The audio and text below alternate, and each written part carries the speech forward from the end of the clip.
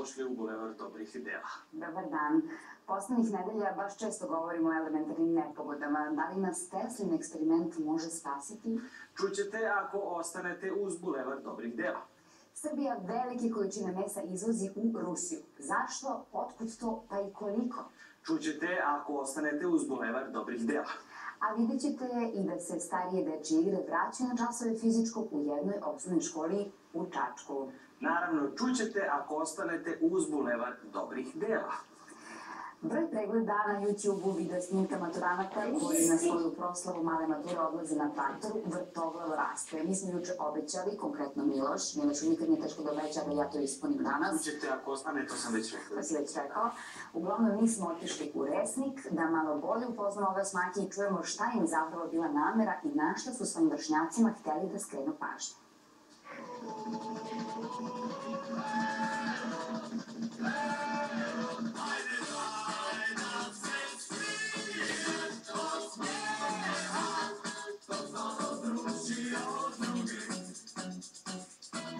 Oni su totalno drugčiji od drugih. Maturanti osnovne škole Kosta Abrašević ostavili su haljine, odela, cipele i limuzinu kod kući. Ali ne i želju za senzacijom. Njihova ideja vodilja – povratak kulturi i tradiciji. Nije fora da dolazimo limuzinama, makijanom garderobom, jer već naši preci su isto na ovaj način dolazili na maturu pre 100, sve zavisi koliko godina. I za mene folklor je život, stvari, ja uz njega uživam. Mi smo bili u nošnji dok su ostali bili obučeni normalno, haljine, štiklem, odela i svi su bili ono za prepušteni bukvalno. I mislim da smo baš bili originalni za razliku od njih. Ni reakcije prolaznika nisu izostale. Kod nas u Resniku tradicionalno mi idemo da gledamo maturante svake godine. Ove sam ja bila naročito impresionirana jer su deca obučena u narodnu nošnju, na traktorskoj prikolici. Približila se našim korenima, našoj tradiciji. Ja sam bila prosto impresionirana. Podržavam sve te ideje, pogotovo narodna nošnja, to je nešto što je srpsko, što je tradicija i ko ne vodi to stvarno mi nije jasno. Mislim da je to nešto najlepše u ovoj našoj Srbiji, najčistije, najzdravije. To je naša istorija. Maturanti aktivno igraju folklor u kulturno-umetničkom društvu Mladost Avala.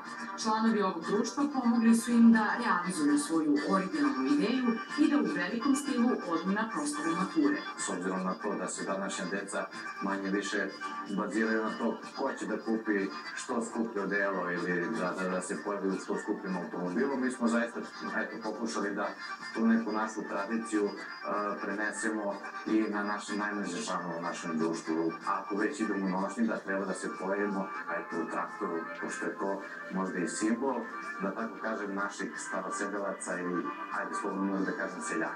Proslava male mature u školama ili u restoranu roditelje košta mnogo. Na cenu proslave treba dodati garderobu i frizuru.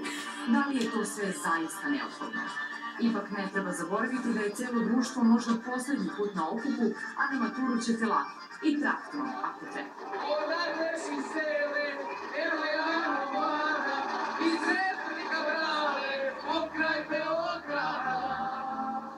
A ja mesecima unažem tog zeta da kupimo traktor. Eto, to bi bila odlična investicija. Sad biste mogli da iznajmljujete renta traktor. Ne da ga iznajmljam, hoću da ga vozim. Slušaj ovako, dakle, od ponedeljka, novo pravila, Dobro. da pustimo ovu nedelju da prođe ovako kako je išlo, od ponedeljka, dakle, za neke manje važne stvari od recimo male mature ili velike, dolazi se frezom.